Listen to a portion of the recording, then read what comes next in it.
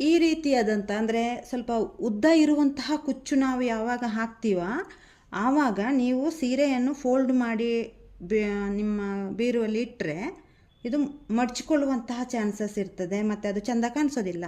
ಹಾಗಾಗಿ ಯಾವಾಗಲೂ ನೋಡಿ ಹ್ಯಾಂಗರಲ್ಲಿ ಈ ಥರ ಮಡ್ಚಿನೇ ಇಡಬೇಕಾಗತ್ತೆ. ಅಂದರೆ ಕುಚ್ಚು ಕೆಳಮುಖವಾಗಿರುವ ಹಾಗೆ ನಾವು ಈ ಥರ ಮಡಚಿ ಇಟ್ಟರೆ ಕುಚ್ಚು ಏನೂ ಹಾಳಾಗೋದಿಲ್ಲ, ನೀಟಾಗಿಯೇ ಇರ್ತದೆ. ಇದನ್ನು ಮಡಚಿದರೆ ಈ ಥರ ಮಡಚಿದರೆ ಅದು ಮಡ್ಚಿಕೊಳ್ಳುತ್ತೆ ಮತ್ತು ಅದು ನಿಮಗೆ ಅಷ್ಟು ಚೆನ್ನಾಗಿ ಕಾಣಿಸೋದಿಲ್ಲ, ಮತ್ತೆ ಐರನ್ ಮಾಡಬೇಕಾಗತ್ತೆ.